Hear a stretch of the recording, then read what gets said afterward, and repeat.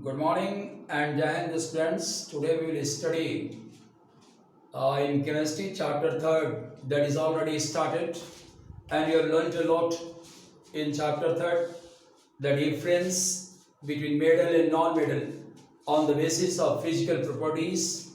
Now we will see ahead of that is our chemical properties. So in chemical properties I introduce two terms to you. One is electropositive, another is electronegative.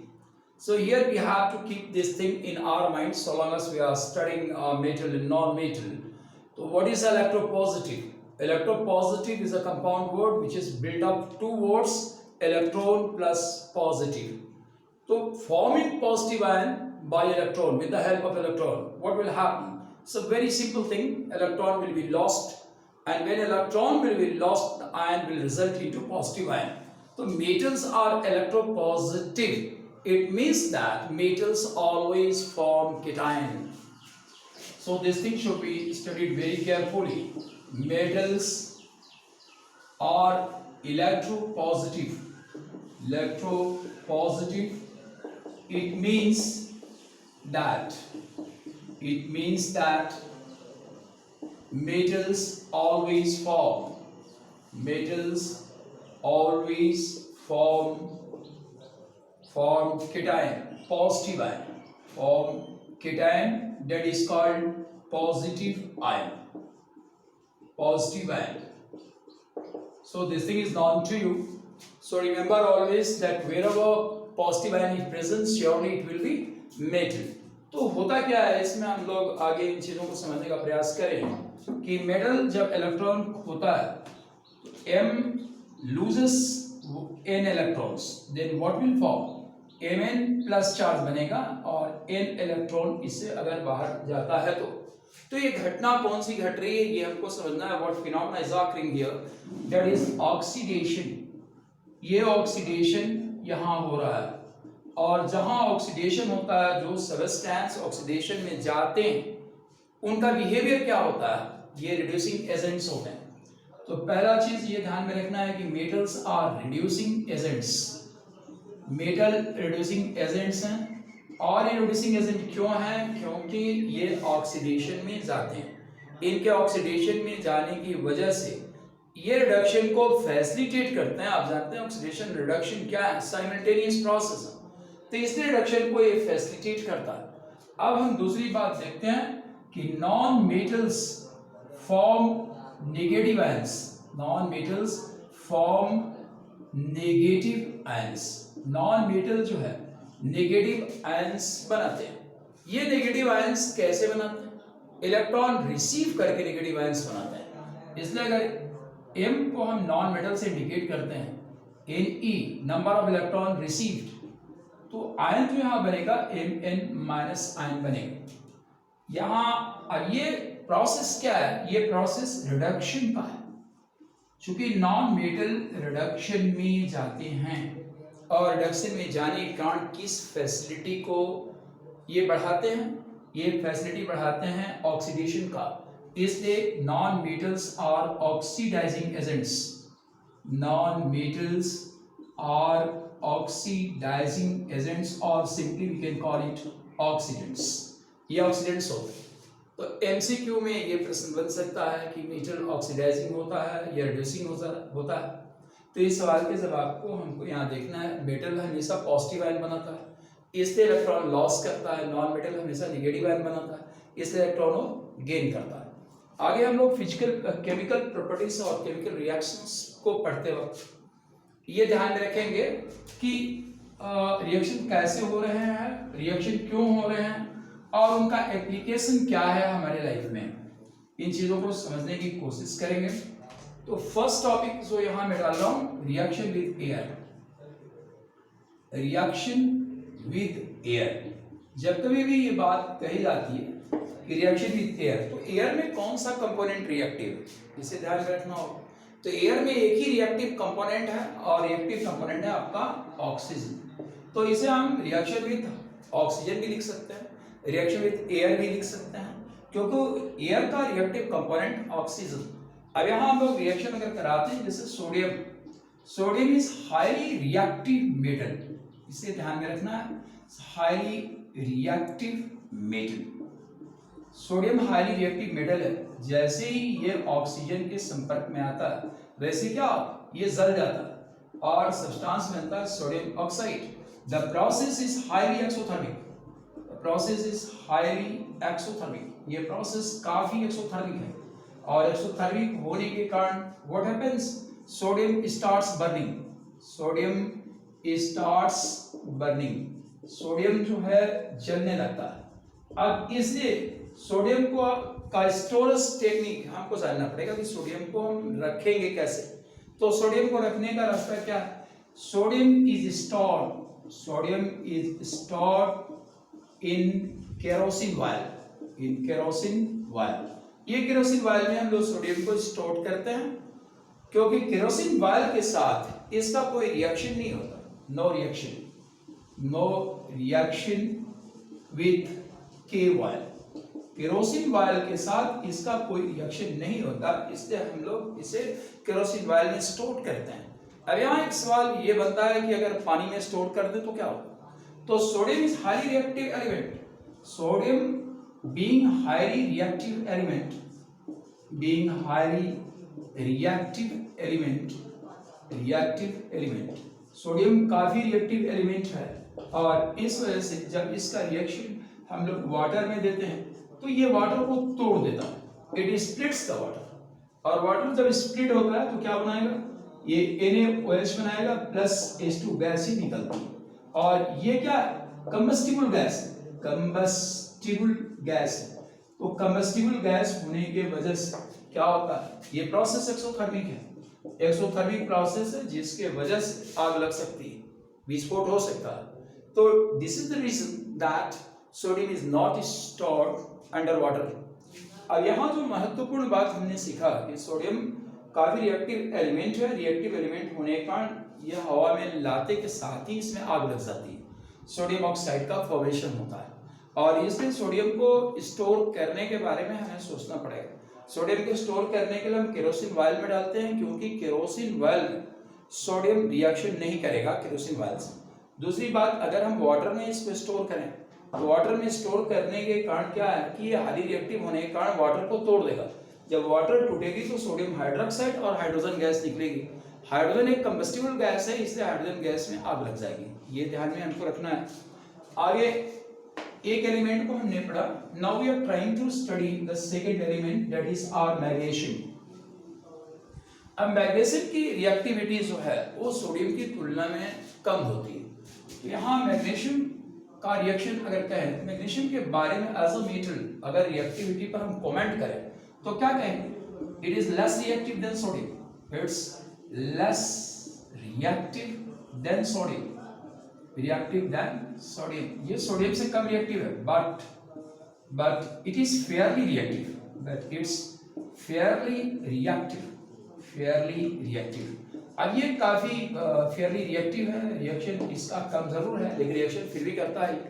तो if it is opened in air, अगर magnesium को हम हवा में रखते हैं तो ultimately क्या होगा, ये ऑक्साइड फॉर्मेशन करेगा, तो ट्वाइस MgO मैग्नीशियम ऑक्साइड बनता है, लेकिन रिएक्टिव ये ज्यादा नहीं है, इसलिए क्या करता है, तो मैग्नीशियम रिबन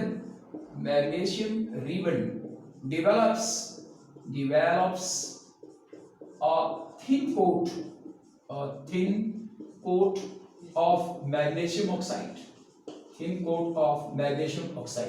इसके ऊपर मैग्नीशियम ऑक्साइड का एक थिन कोट, एक पतली परत चढ़ जाती है, और इसलिए लैब में जब हम मैग्नीशियम के फीते को जलाना चाहते हैं तो हमें सैंड पेपर से वॉश करना पड़ता है, सैंड पेपर से इसे रगड़ना पड़ता है। यहाँ जो सवाल बनता है वो मैं लिख रहा हूँ, why is it necessary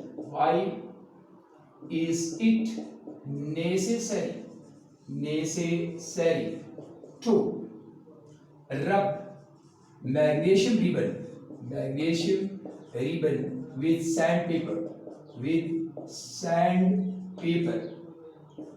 sandpaper before burning। अब जलाने के पहले हम लोग सैंड पेपर से क्यों रगड़ते हैं, कारण क्या है कि ये फेयरली रिएक्टिव एलिमेंट है, इसलिए एक कोट मैग्नीशियम ऑक्साइड का डेवलप कर लेता है और मैग्नीशियम ऑक्साइड में आग नहीं लग सकती है क्योंकि फाइनल कंपाउंड ये दे चुका है। तो यहाँ आप जब इस कोट को हम हटाते हैं रगड़ के तो मैग्नीशियम हमको मिलता है और मैग्नीशियम को जब हम जलाते हैं, प्रोसेस आप जानते हैं कि मैग्नीशियम जलेगा, रिएक्शन वही होगा, MgO मैग्नीशियम ऑक्साइड बनेगा। लेकिन ये प्रोसेस क्या है, इसमें डैजलिंग लाइट निकलती है, डैजलिंग लाइट बाहर होती है। प्रोसेस हाईली एक्सोथर्मिक है, हाईली एक्सोथर्मिक प्रोसेस, ये प्रोसेस हाईली एक्सोथर्मिक है। इस और डैजलिंग लाइट का मतलब क्या होता है, डैजलिंग लाइट का मतलब वह लाइट जिस पर आप अपनी आंख को टिका नहीं सकते, आप उसे लगातार नहीं देख सकते। तो ये डैजलिंग लाइट है जो काफ़ी लाइट पैदा होती है, हम लगातार इसको देख नहीं सकते, आंख में प्रॉब्लम आ जाती है, ये डैजलिंग लाइट का मतलब है। तो सेकंड जो रिएक्शन हमने सोडियम का पढ़ा, वहाँ से भी एक सवाल बनता दिख रहा है कि सोडियम को केवायल में क्यों रखते हैं। यहाँ हमने मैग्नीशियम की रिएक्शन को देखा, यहाँ भी एक सवाल बनता हुआ दिख रहा है। और सवाल बनता हुआ क्या दिख रहा है कि मैग्नीशियम रिबन को लैब में जलाने के पहले हम पेपर से, सैंड पेपर से क्यों रब करते हैं, क्यों रगड़ते हैं। तीसरा रिएक्शन हम लोग देखते हैं मेटल का। तो थर्ड रिएक्शन ऑफ मेटल जो है हम लोग देखते हैं, मैग्नीशियम की तुलना में एल्युमिनियम कम रिएक्टिव है, लेकिन फेयरली रिएक्टिव की कैटेगरी में ये भी आता है। एल्युमिनियम है और ये मैग्नीशियम से कम रिएक्टिव है, less reactive than magnesium, less reactive than magnesium, ये मैग्नीशियम से कम रिएक्टिव है, but it is also Fairlie reactive, it is also Fairlie reactive, so Fairlie reactive, ये भी रिएक्शन काफी तेज करता है। तो फेयरली रिएक्टिव होने का, जब हम एल्युमिनियम का रिएक्शन ऑक्सीजन से कराते हैं तो आपको मालूम है क्या बनाएगा, एल्युमिनियम ऑक्साइड बनेगा। इस रिएक्शन को बैलेंस करना हो, यहाँ 2 लगाते हैं, ये ऑलरेडी 2 यहाँ पड़ा हुआ है, फिर यहाँ O3 है, O3 तक हम जा नहीं सकते, इसलिए हम 2 लगाते हैं, तो क्या हो गया, 6 हो गया, 3O2 हो गया और 4 एल्युमिनियम हो गया, 4 एल्युमिनियम, ये इसका बैलेंस फॉर्म है। तो ये रिएक्टिव है और एटमॉस्फेरिक कंडीशन पर ही एल्युमिनियम रिएक्शन करता है। और एल्युमिनियम जब रिएक्शन करता है एटमॉस्फेरिक कंडीशन पर, तो एक कोट डेवलप करता है सरफेस पर, coat of aluminium oxide is formed at the surface पर एल्युमिनियम ऑक्साइड का एक कोट डेवलप कर जाता है। अब यहाँ जो सवाल बनता है केमिस्ट्री में, एप्लीकेशन का जो सवाल है, सवाल ये बनता है कि दो aluminium is reactive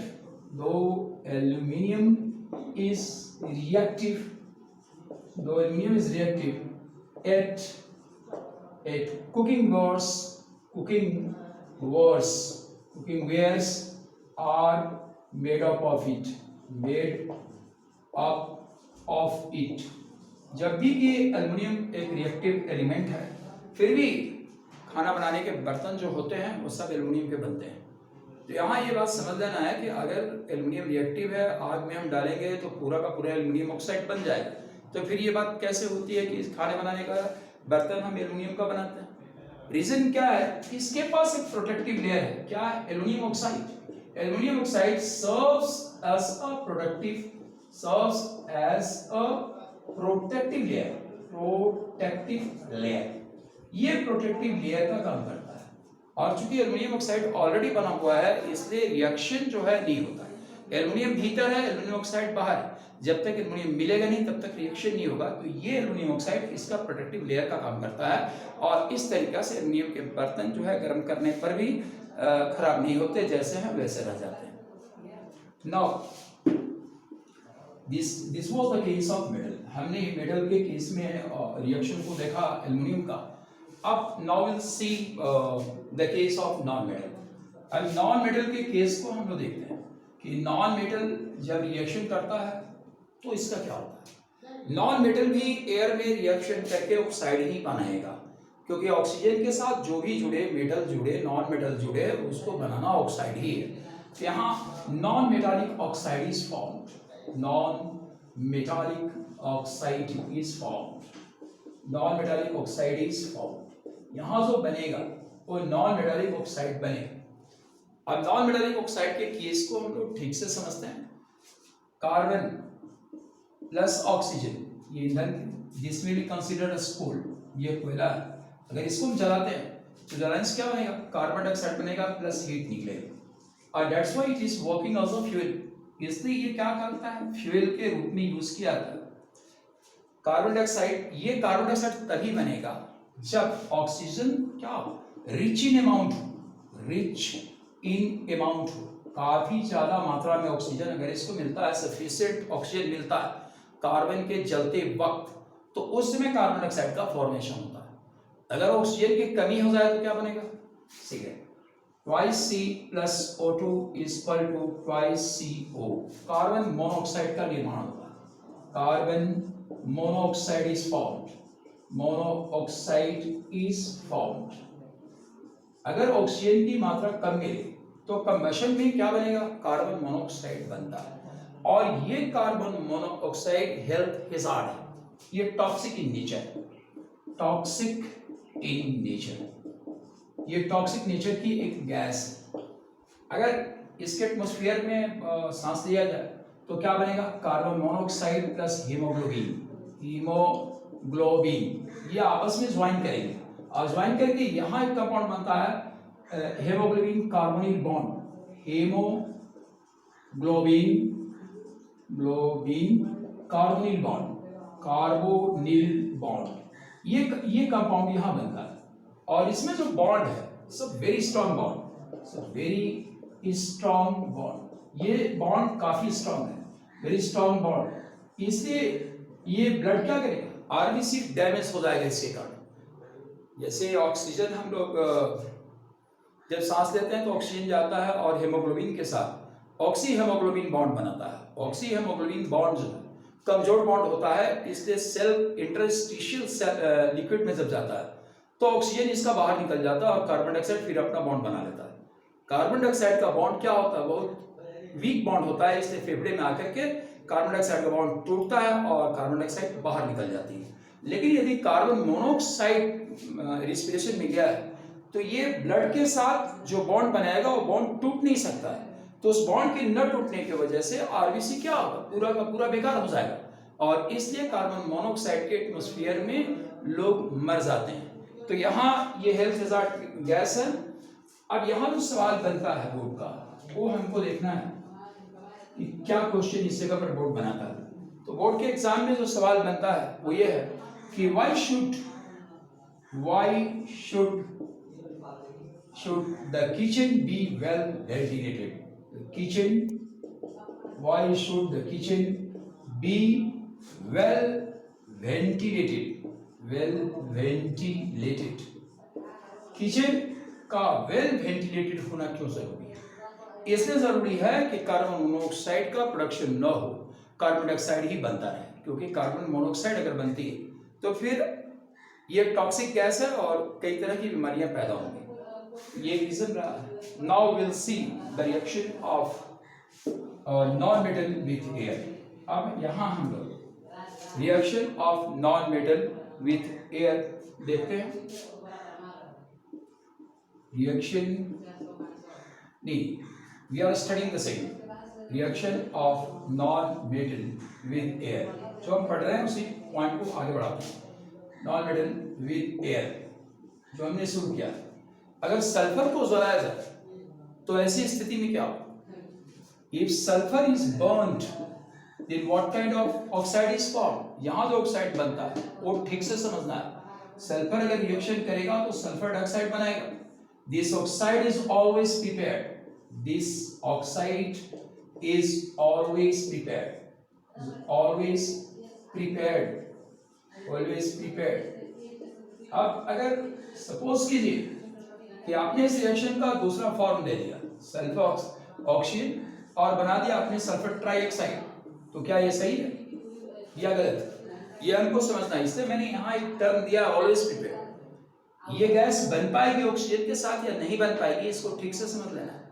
sulphur trioxide जो है कभी भी नहीं बन सकता under normal condition, under normal condition, under normal condition this gas cannot be formed. This gas cannot be formed. Cannot be formed. Normal condition में गैस कभी भी नहीं बन सकती, ये ध्यान में रखना। किसी भी नॉर्मल कंडीशन में इस गैस का प्रोडक्शन इम्पॉसिबल है, ये नहीं बन सकता। तो जब भी सल्फर का रिएक्शन एयर से दिखाया जाता है, ऑलवेज सल्फर डाइऑक्साइड ही बनाया जाता है। आप सल्फर ट्राइऑक्साइड नहीं बना सकते, ये बनता नहीं है। तो यहाँ सल्फर डाइऑक्साइड की प्रॉपर्टी के बारे में हम लोग पढ़ने का प्रयास करेंगे कि what is the property of sulphur dioxide. Sulphur dioxide is suffocating gas, is suffocating gas. ये जो गैस है वो सफोकेटिंग गैस है, अर्थात इसके वातावरण में आप सांस नहीं ले पाएंगे। तो हिंदी में हम लोग दम घोटू गैस कहते हैं, दम घोटू गैस। ये दम घोटू गैस, इसके वातावरण में आदमी जिंदा नहीं रह पाएगा, सांस नहीं ले सकता है आदमी। इसकी अच्छी परसेंटेज अगर आ जाए हवा में तो सांस लेना मुश्किल हो जाएगा। तो ये इसका एक प्रॉपर्टी है, सफोकेटिंग गैस है। अब सल्फर ट्राइऑक्साइड कैसे बनता है, ये सोचने की बात। तो सल्फर ट्राइऑक्साइड इज फॉर्म, यहां देखिए, sulphur trioxide is formed always from sulfur dioxide, always from sulfur dioxide, never from sulfur, never from sulfur। ये दिमाग में रखने वाली बात है, क्योंकि सल्फर ट्राइऑक्साइड का निर्माण कभी भी सल्फर से नहीं हो पाएगा। सल्फर को आप चलाएंगे हमेशा सल्फर डाइऑक्साइड ही बनेगी, सल्फर ट्राइऑक्साइड कभी नहीं बन सकता। सल्फर ट्राइऑक्साइड बनाने के लिए क्या करना होता है, कैटालिटिक ऑक्सीडेशन सल्फर डाइऑक्साइड का करना पड़ता है। तो in order to produce sulphur trioxide, produce sulphur trioxide, catalytic oxidation, catalytic oxidation of sulphur dioxide is carried out, sulphur dioxide is carried out. जब भी सल्फर ट्राइऑक्साइड हमको बनाना होगा, सल्फर से सल्फर ट्राइऑक्साइड कभी नहीं बन सकता। सल्फर डाइऑक्साइड का कैटालिटिक ऑक्सीडेशन कराने से सल्फर ट्राइऑक्साइड बनती है। यहाँ हम देखते हैं सल्फर डाइऑक्साइड प्लस ऑक्सीजन, और यहाँ जो कैटालिस्ट हम यूज करते हैं वो कैटालिस्ट होता है वेनेडियम पेंटाऑक्साइड V2O5। इसको यूज किया था और हीट किया था। इस हीट करने के बाद यहाँ जो गैस बनती है that is your sulphur trioxide. Now we'll see another example. अब हम दूसरे एग्जाम्पल को देखते हैं। जैसे फास्फोरस को अगर जलाया जाए तो फास्फोरस के साथ क्या हो, phosphorus is a reactive non metal, phosphorus is a reactive non metal, phosphorus एक रिएक्टिव नॉन मेटल है। इसने क्या करेगा, एयर में लाने पर इसमें आग लग जाएगी। तो phosphorus catches fire in air में आने पर इसमें आग लगती है। आग लगने के बाद ऑक्सीडेशन होगा, ऑक्सीडेशन में इसके ऑक्साइड्स बनेंगे। फिर हाल ऑक्साइड देखें, P+O2 इक्वल टू P2O3। ये कब बनता है, जब ऑक्सीजन के अमाउंट लेस है, less amount of oxygen,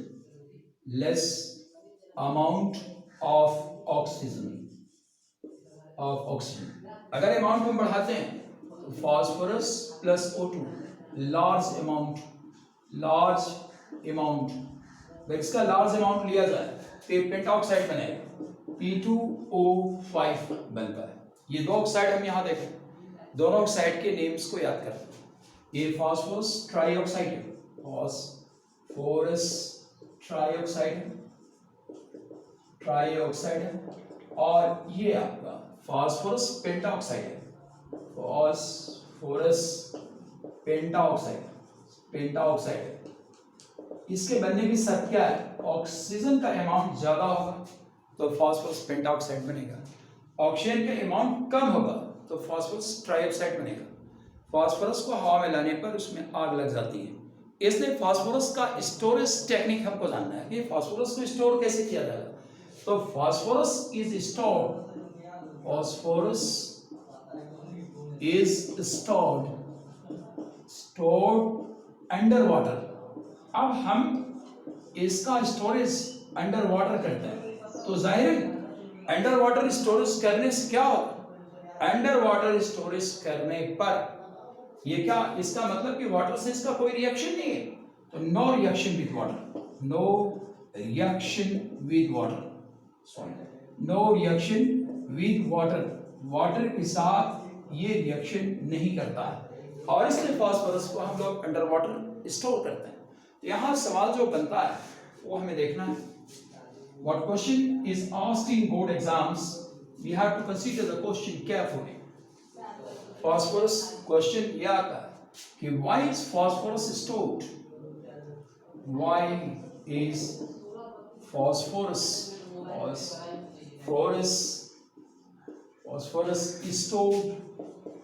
stored underwater? तो आंसर आपको मालूम है, आंसर में क्या लिखेंगे कि फास्फोरस हवा में आग पकड़ लेती है लेकिन पानी से इसका रिएक्शन नहीं होता, इसलिए फास्फोरस को पानी के अंदर स्टोर किया जाता है। अब यहाँ एक छोटा सवाल बनता है कि फास्फोरस को केरोसिन वायर में क्यों स्टोर नहीं करते, ये समझना होगा क्योंकि सोडियम के केस में केरोसिन वायर यूज हुआ, तो यहाँ भी ये जानना पड़ेगा कि केरोसिन वायर में यूज क्यों नहीं होता है। तो एक्चुअली में जो फॉर्मूला है, the formula of phosphorus, the formula of phosphorus is P4। Phosphorus का फॉर्मूला P4 होता है और इसमें जो बॉन्ड होता है वो कोवेलेंट बॉन्ड होता है, कोवेलेंट बॉन्ड होता है और कोवेलेंट कंपाउंड्स जो है कोवेलेंट सॉल्वेंट में घुलते हैं। यहाँ एक बात समझना है कि covalent compounds are soluble, covalent compounds are soluble in covalent solvents, in organic solvents, organic solvent, ये organic solvent में घुल जाएगा। इसलिए अगर फास्फोरस को अंडर केरोसिन वायर रखा जाए तो क्या होगा, फास्फोरस केरोसिन वायर में घुल जाएगा, उसका पता भी नहीं चलेगा कहाँ गया। इसलिए इसकी स्टोरेज टेक्निक में हम लोग क्या करते हैं, अंडर वाटर इसको स्टोर करते हैं। ये फास्फोरस का केस है। इसके दो कंडीशन ऑक्साइड बनानी, कम में और ज्यादा ऑक्सीजन की उपस्थिति में। कम ऑक्सीजन रहने पर ये क्या बनाता है, फास्फोरस ट्राइऑक्साइड बनाता है, ज्यादा ऑक्सीजन रहने पर फास्फोरस पेंटाऑक्साइड बनाता है।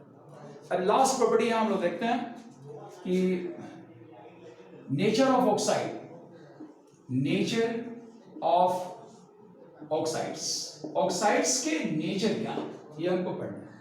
तो वेरी फर्स्ट मेटल का केस देखते हैं, metallic oxides are bases, metallic oxides are bases, metallic के ऑक्साइड क्या होता है, बेसिस होता है। तो अब अगर हम लोग Na2O को, if you dissolve Na2O in H2 we'll get NaOH, ये क्या, ये बेस है, एल्काइल है बेस। कैल्शियम ऑक्साइड को अगर पानी में डालते हैं तो ये क्या बनाएगा, कैल्शियम हाइड्रोक्साइड बनाएगा, CaOH2।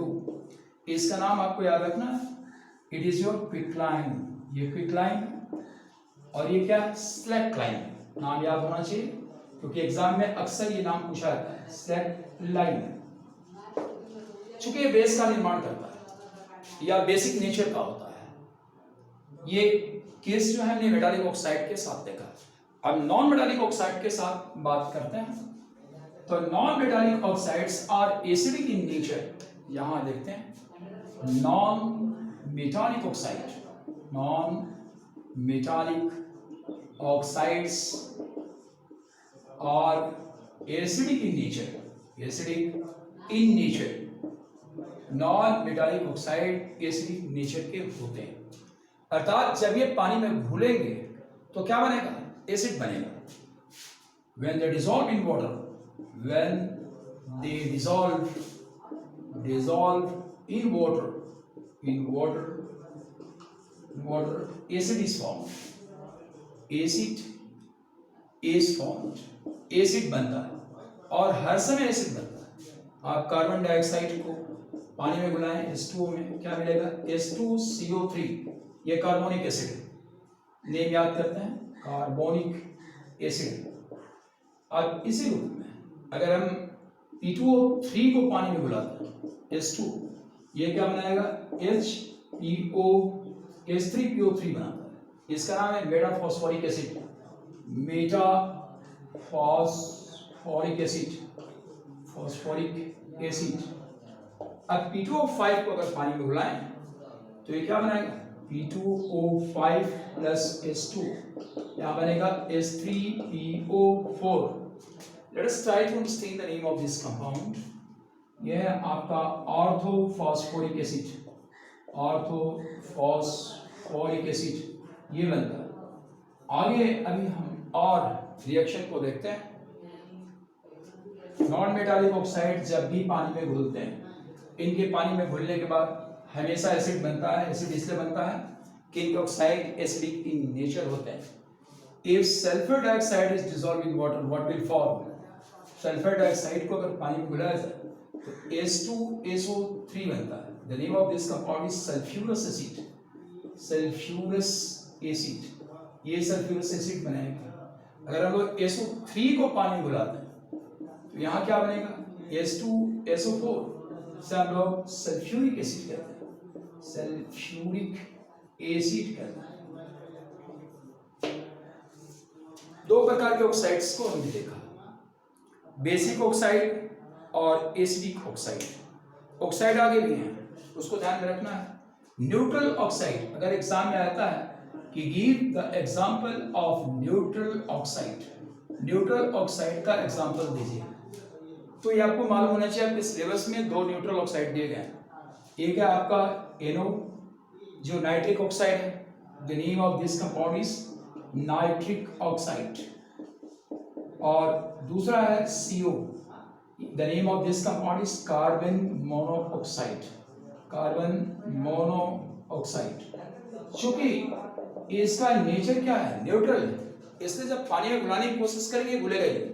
यानी कि NO प्लस H2 और CO प्लस H2, क्या होगा इसका आंसर? नो रिएक्शन, कोई रिएक्शन नहीं होगा। और यहां भी कोई रिएक्शन नहीं होगा। रिएक्शन क्यों नहीं हो रहा?